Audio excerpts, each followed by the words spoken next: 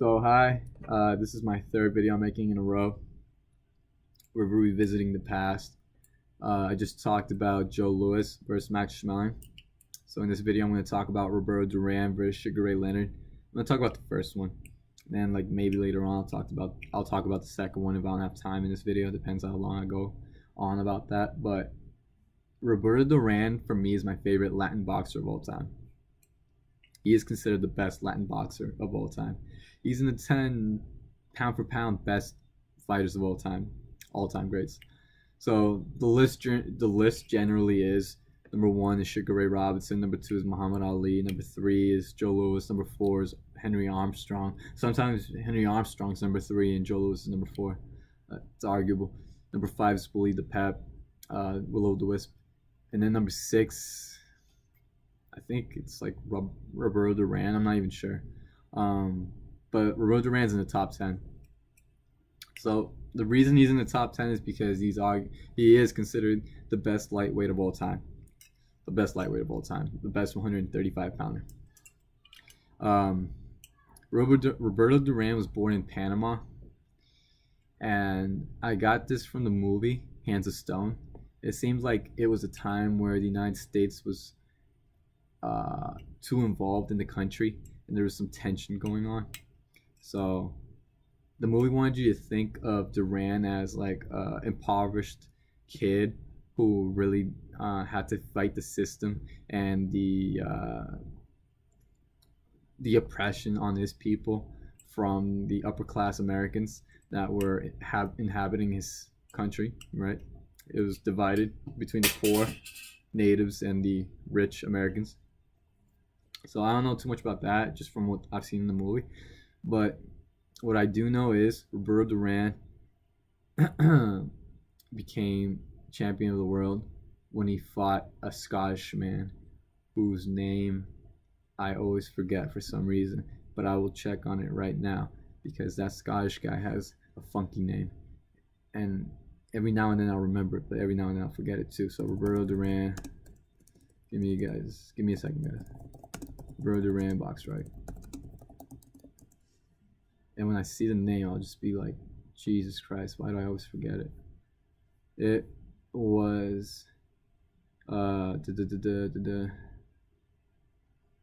Esteban, not Jimmy, Ken Buchanan. Yeah, Scottish man, Ken Buchanan. He fought for the lightweight championship of the world. So Roberto Duran knocked him out.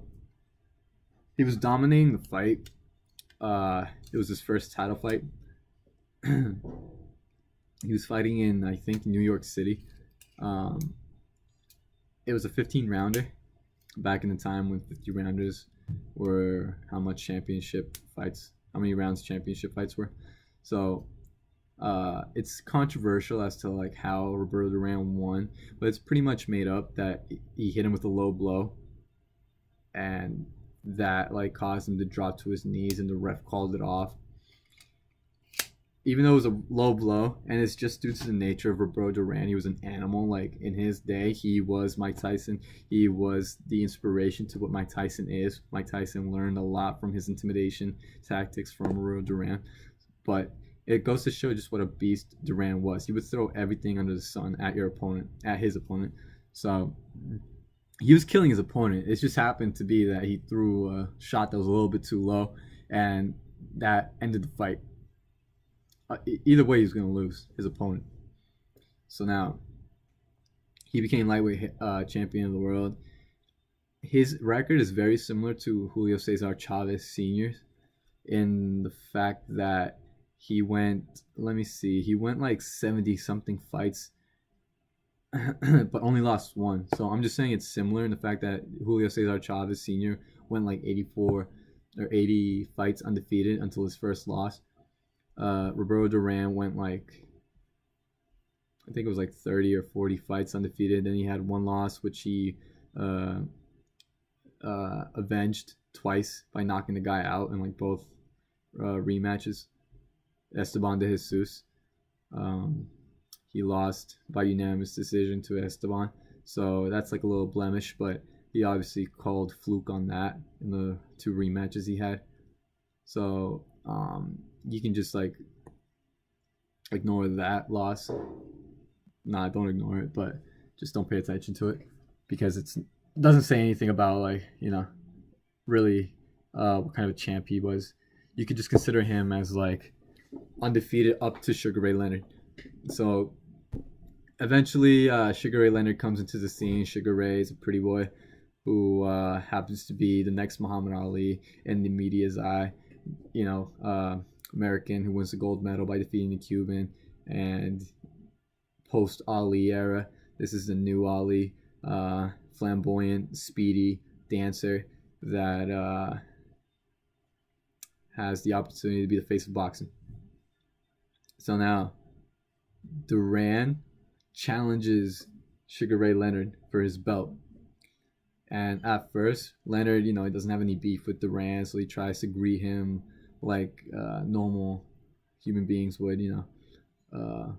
modestly and humbly. But Duran got under his skin by like shit talking his wife and him, and like just insulting him and his wife. And Leonard, was taken aback by it, and he wanted to do something about it. He's like thinking to himself and saying like, I'm gonna kick your ass in the ring when I get in there with you. So the thing is, Duran was smart by doing that, getting under Leonard's skin, because the fight was close. And the fight took place in Canada, where Leonard won his gold medal. So the favorite, I think, was Leonard. And it was a 15-rounder, I believe. I'm going to check on that real quick. Like I said, thanks to BoxRec. You check on pretty much everything. Yeah, it was a 15-rounder. It went the distance. And when I watched the fight for the first time, the replay, because I wasn't born during that time, I just noticed how Leonard squared up against Duran to beat him at his own game, and you can't beat the Marilyn Manson of boxing. Marilyn Manson, was it? Charles Manson. I'm sorry, not Marilyn Manson. Charles Manson. Joe Frazier considered Roberto Duran to be the Charles Manson of boxing, not Marilyn Manson. I'm sorry, not that freak. But Leonard tried being the brawler and going toe to toe with Duran. Duran is physically stronger than Leonard and more aggressive. So if you buy into Duran's game, you're just gonna lose. It was a close fight, but what Leonard didn't expect Duran to be was as agile as he actually was and as fast as he actually was. Duran is underrated when it comes to his agility and his ability to dodge punches. Like if you watch his highlights, you'll see that Duran's head movement is one of the best of his time. And then his speed is like remarkable too. Duran's a good boxer. Like he's not a brawler, pure brawler. He's a boxer puncher. So they call him Hands of Stone because like the guy's got unbelievable power in both hands. And even Leonard admits that like when he hit me, it felt like stones in his gloves. Like wow. So it's remarkable, just the kind of fighter that he was. So it went 15 rounds, but early in the fight, Duran caught Leonard with a left uppercut to the chin that landed on Leonard, and it stunned Leonard, and Duran sensed blood, like smelt blood, and went after Leonard, but he didn't like just jump in and carelessly try to go for the knockout. Like he looked for openings, you could tell. And that's one of the things I like noticing about smart fighters is that how they react to certain situations. So he hurt Leonard, but the first thing he did after the uppercut that he landed on Leonard's chin was he started pumping his jab to see if he could find an opening, because Leonard's a smart technician. Leonard, even if he's hurt, his habits, just like Ward, just like Mayweather, is to survive at that point. He goes into survival mode, and when you're in survival mode and you're as good as Leonard is, it's still hard as fuck getting you out of there. So Duran did not overexcite himself. He stayed calm and was looking for openings. He wasn't able to like find one, but he hurt Leonard and took that round, right? So the fight went all 15 rounds. It was back and forth action, but Duran won, and it was a close fight, but Duran won by like 2 rounds. So the judges had it right the way they did. They all had it unanimously. They gave it to Duran. Duran was happy. Leonard was pretty bummed out, you know. And if you watch the fight, you'll see just how Duran reacts. He's like happy. He lifts up his arms, sees Leonard pass by with his arms raised up too. He gets pissed at Leonard for raising up his arms, pushes him away, and like starts jumping up and down, screaming, "I'm the champ, not you! Like I won that fight. You didn't win shit." And then he goes towards where Leonard's wife is, and then grabs his balls and like shouts at her. He's something. So he's kind of an asshole. He is like, dude, you can't deny it. Like that's not a classy thing to do, even after you win. Sorry. But he was excited, you know. It was a big deal. It was probably the biggest win of his life. So I do have time to talk about the second fight. What happened in the second fight, in my opinion, is way overrated, because for those that don't speak Spanish and don't really understand the culture behind Latinos, when they say something like no más, they gotta understand that no más means no more. But the way we say no más, like if I were to say ya no más, like no más, it's not me saying like no more, no more. It's just me saying fuck it, you know, like I don't want to do it no more. It's like that. Like you're kind of like you are quitting, but you're not like being a little like coward and saying no, I don't want no more of this, you know, like spare me. He was just being kind of like arrogant, selfish, and saying, I don't want to fight this clown anymore. Yeah, no mas. That's the way he was quitting. He was a quitter, and quitters are quitters. It's disgraceful to a sport, especially to your country, if like they're all backing you. And believe me, like the guy has had to suffer the worst of it. It's a shame. I don't think he deserves it, because from what I've seen at the movie, which was like the first time he's revealed the reality behind him quitting, you're supposed to think and consider the fact that he was rushed into the rematch as fast as they could have gotten it to happen. So Sugar Ray Leonard told Don King, Don, get me the fight as fast as you can. Like I don't even want there to be a rest period. I want to get back to training right now. So Duran just won. He's supposed to be celebrating. He's supposed to be partying and living it up and relishing. Suddenly his manager and promoter make the rematch happen, and without him knowing, money talks, right? So Duran, in the movie at least, Duran gets wind of this and then goes and breaks his manager's car and house and everything, and tells him, you fucking asshole, you made this fight without me even knowing. You think I want to fight all the fucking time for money? Like, I have all the money I need. I just want to relax, live my life, and enjoy the things I never could have enjoyed when I was poor. And that makes complete sense to me. Like, if that's true, I feel bad for Duran. Like, they shouldn't have rushed him into a fight without him knowing or even taking his opinion on it, right?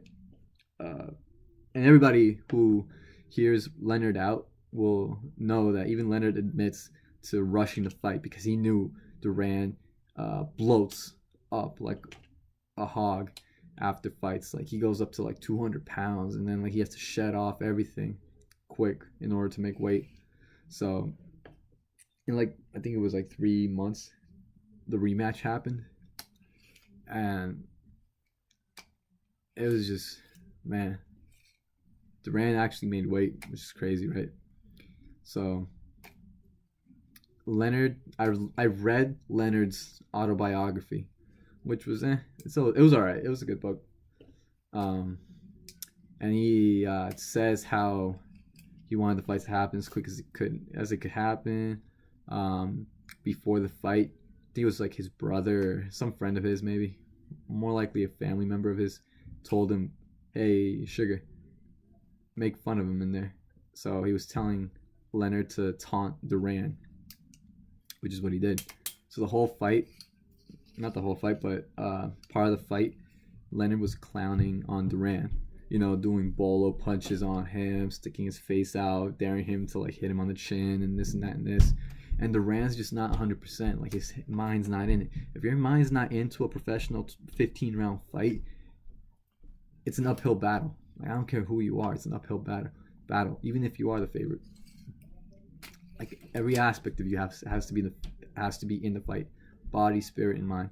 So for Duran, it was not the body because he had to like kill himself to make weight.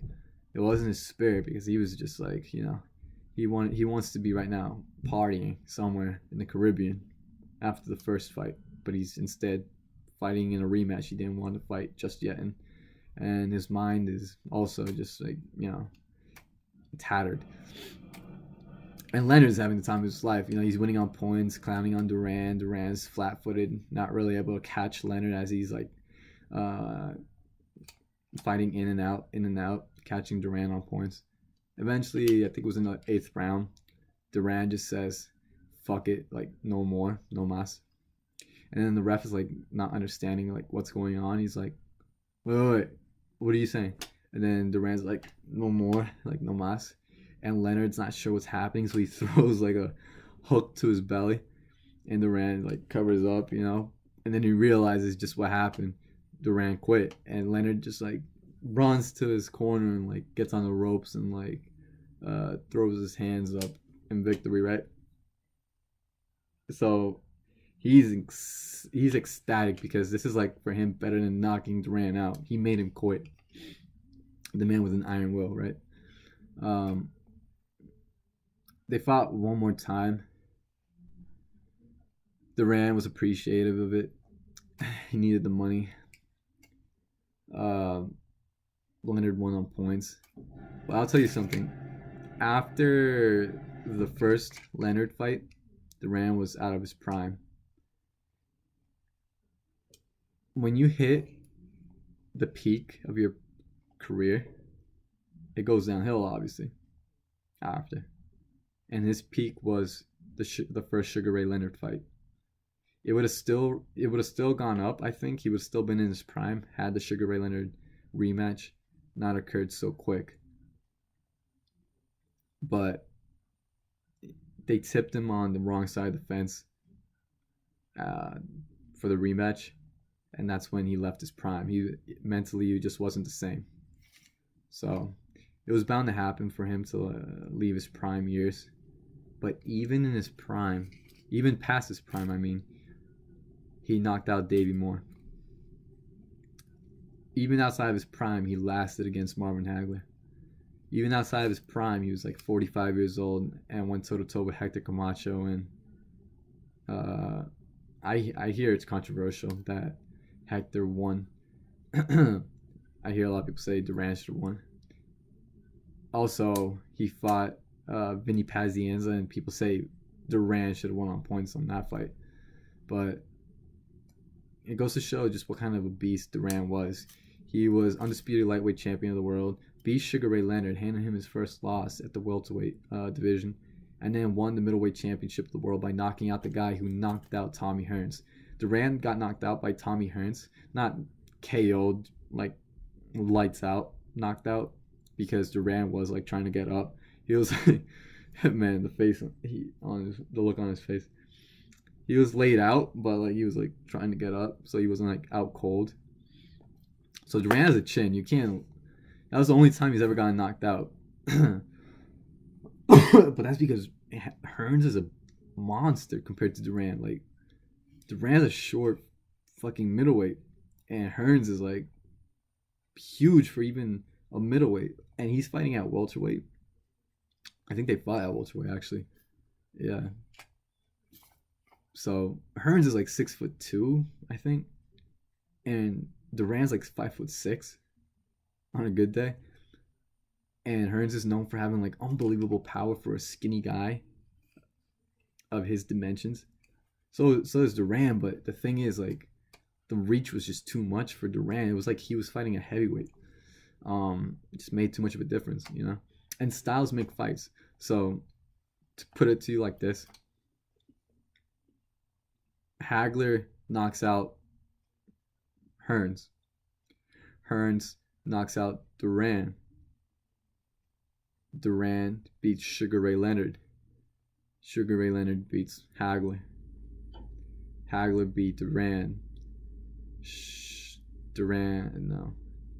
Hearns beat Duran. I think I already said that. Well, Sugar Ray Leonard beat Hearns, Sugar Ray Leonard beat Duran, and Sugar Ray Leonard beat Hagler. But the only guy to get the better of the only guy to get the better of Ray Leonard, who was considered the best out of the Fantastic Four, was Duran when Leonard was in his prime. So kudos to Duran, right? So he's my favorite Latin fighter of all time. He is the best Latin fighter of all time. And I think people say De La Hoya is. You should shut the fuck up. I hate De La Hoya. I just really have it against De La Hoya. It's not because I'm a hater or anything. It's just that the guy has the audacity to call out Mayweather on his flaws when De La Hoya is out there cross-dressing and doing coke and cheating on his wife and all this other bullshit, and he dares like talk shit about Mayweather's lifestyle when Mayweather doesn't even do drugs. Only vice he has is women, and women's women. Like, I don't blame a guy who has a lot of money liking women. Like, he's not even married. On the other hand, De La Hoya, you know, De La Hoya is just, I don't know. He's one of the best amateurs of all time. Pro-wise, forget about it. He's a fall from grace when it comes to the pros. Every time they mention his name, they always mention his amateur record, not his pro record. And that's because he lost every fight that mattered. He lost against Pacquiao, Mayweather, Hopkins, Shane Mosley twice.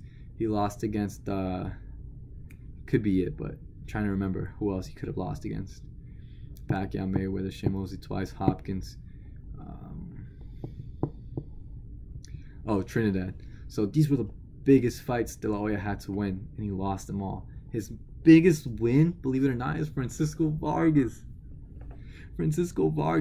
Because the other wins he had against Julio Cesar Chavez Sr., way past his prime.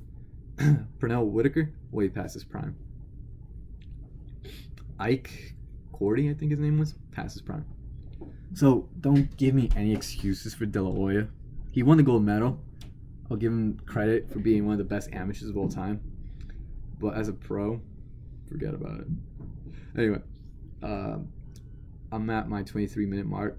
I don't think I can upload videos past the 25-minute mark, so I'll have to end it here.